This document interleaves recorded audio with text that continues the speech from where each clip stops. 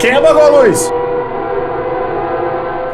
Se você acha que em processos seletivos e entrevistas de emprego não acontecem histórias de terror, você está muito enganado. No episódio dessa semana especial Halloween, eu vou trazer para você 5 histórias reais que aconteceram em entrevistas de emprego e em processos seletivos.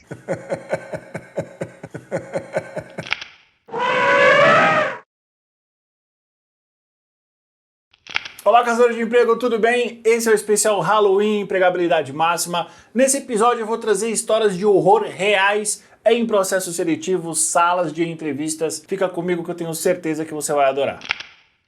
E a primeira história de terror aconteceu comigo num processo seletivo que eu conduzi há pouco tempo. Exatamente no dia e na hora da entrevista, o candidato me liga desesperado e fala: Eduardo, estou aqui no endereço da empresa, mas não tem ninguém. Eu não consigo achar que é o endereço correto. E aí eu fui checar no meu histórico de conversas com o meu cliente e a entrevista era online, não era presencial. Moral da história, sempre cheque se a entrevista for presencial ou remota. E se for presencial, qual é o endereço correto? E principalmente, quanto tempo você vai demorar para se deslocar da onde você estiver até a entrevista. Essa é uma história de terror que acontece sempre com vários entrevistadores em várias salas de entrevistas.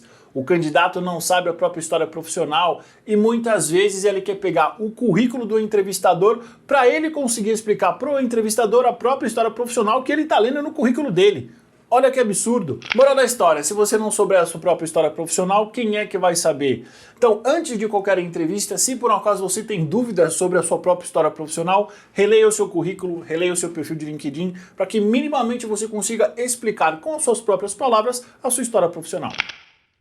Essa história aconteceu com um colega meu. Na hora de testar o inglês presencialmente de um candidato, para cada pergunta que ele fazia para o candidato, antes de responder, dava um gole d'água e subentendia que ele já tinha respondido com a água. Mais ou menos... You know? Moral dessa história, não existe água sagrada que vai melhorar o seu inglês. O cara fez isso, mano.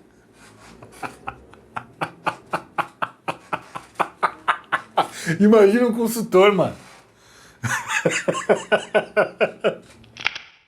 Uma outra história que aconteceu numa sala de entrevista é sobre o candidato que na hora da entrevista com o cliente perguntou para o cliente: cliente, o que vocês fazem? Eu não tive tempo de pesquisar no Google nem no LinkedIn, eu li o texto da posição, achei interessante e vim parar aqui. Do que é a empresa mesmo? Moral da história, você nunca vai alcançar os seus objetivos se você não souber onde você está. E a última história que é realmente aterrorizante aconteceu na sala de entrevista com uma colega minha e vale tanto para o recrutador quanto para o candidato. Dê uma olhada nessa foto. Olhe com mais atenção.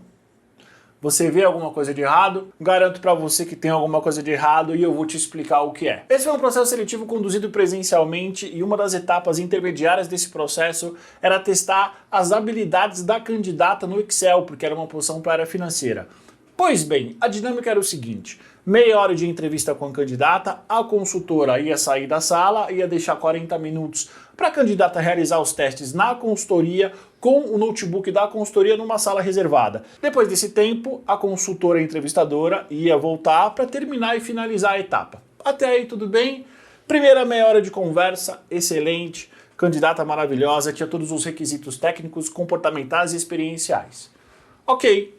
A consultora saiu da sala para deixar a candidata realizar o teste e aí tivemos uma surpresa. Passados 15 minutos em que a consultora saiu da sala, a recepcionista liga para a mesa dela e fala que a candidata foi embora, que a candidata sumiu.